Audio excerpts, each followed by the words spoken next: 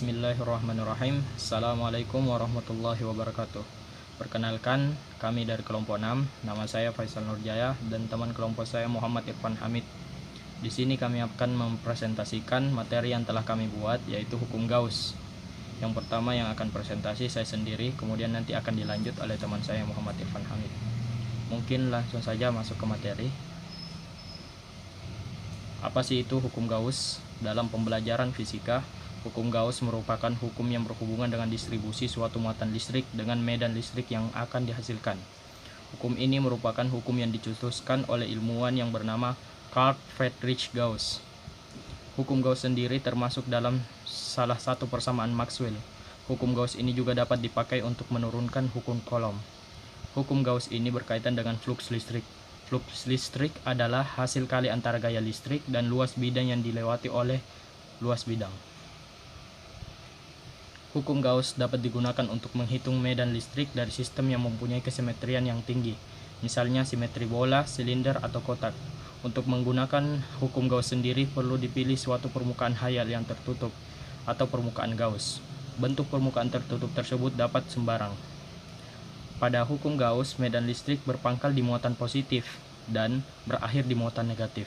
Apabila satu atau sejumlah muatan positif dikurung oleh suatu permukaan tertutup, tentulah garis-garis medan benar-benar menembus keluar dari permukaan tertutup tersebut. Secara kuantitatif, hasilnya bilangan positif. Sebaliknya, jika yang dikurung di lingkup muatan negatif, tentulah garis-garis medan akan masuk menuju permukaan tertutup tersebut, maka jumlah garis medan ini bilangan negatif. Dapat diperhatikan dengan gambar berikut. Banyaknya sebanding dengan besarnya harga mutlak muatan tersebut. Bila tidak ada muatan yang dikurung, tentulah setiap garis medan yang masuk akan keluar pula dari permukaan tertutup ini dan menghasilkan jumlah garis medan nol. Yang masuk negatif sama dengan yang keluar positif. Jumlah garis yang keluar dari suatu permukaan tertutup sebanding dengan jumlah muatan listrik yang dilingkup oleh permukaan tertutup itu. Bunyi hukum Gauss sendiri adalah jumlah garis gaya dari medan listrik yang menembus ke suatu permukaan tertutup akan berbanding lurus dengan jumlah muatan listrik yang dilingkup oleh permukaan tertutup. Jadi hukum Gauss dapat dinyatakan dengan rumus sebagai berikut. C sama dengan E kali A kali cos theta sama dengan Q per epsilon 0. Keterangan C sama dengan flux listrik dalam kurung WB, E sama dengan kuat medan listrik dalam kurung N per C, A sama dengan luas bidang yang ditembus oleh medan listrik M2, theta sama dengan sudut di antara garis bidang normal dengan gaya yang datang, Q sama dengan muatan yang dilingkup oleh permukaan tertutup, dan epsilon 0 sama dengan permitivitas udara. Mungkin dari saya hanya itu yang dapat saya sampaikan.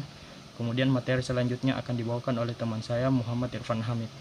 Muhammad Irfan Hamid dipersilakan. Bismillahirrahmanirrahim. Assalamualaikum warahmatullahi wabarakatuh.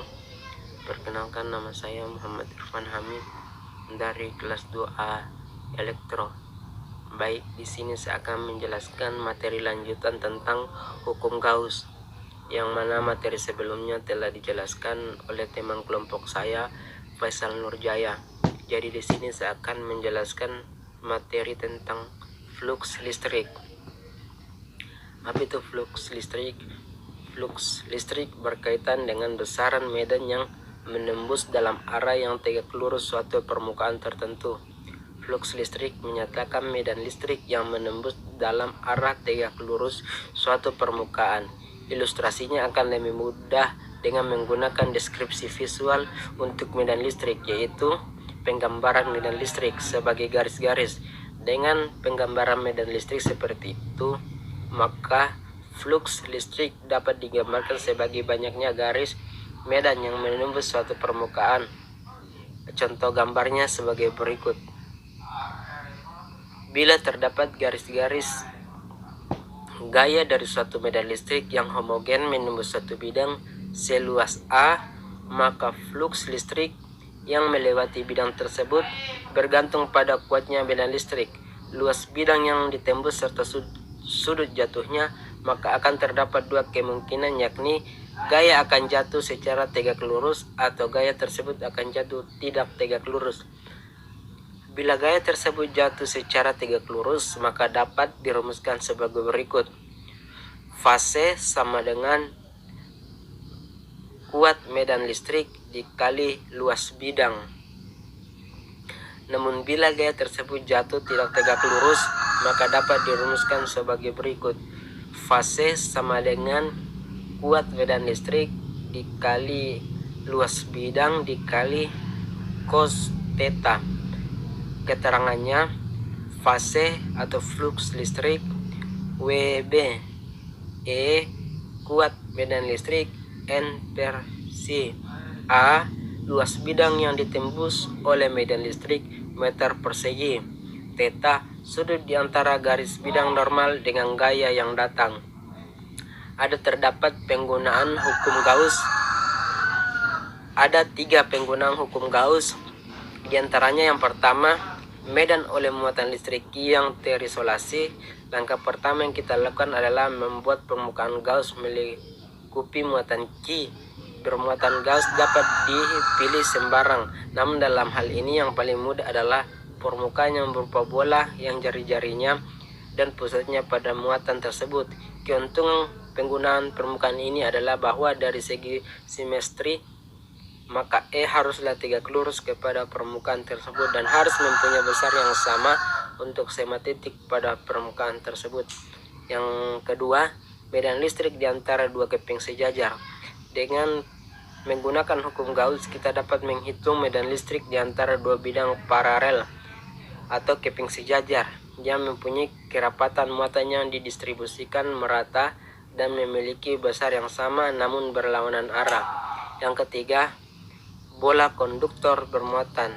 Bola konduktor berjari-jari R diberi muatan Q, maka muatan itu akan tersebar pada permukaan bola seperti pada gambar di samping.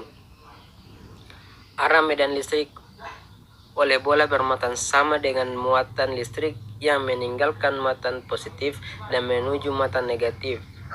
Sedangkan kuat medan listriknya dapat ditentukan dari hukum Gauss. Dari ketiga penjelasan tersebut, terdapat contoh gambar pada di samping. Baik, terima kasih. Mungkin saja penjelasan yang saya bisa jelaskan. Apabila ada kesalahan kata atau dalam penjelasan materi tersebut terdapat kesalahan, maka saya minta maaf yang sebesar-besarnya. Akhirul kalam, billahi fisabilillah, wastabiqul khairat. Assalamualaikum warahmatullahi wabarakatuh.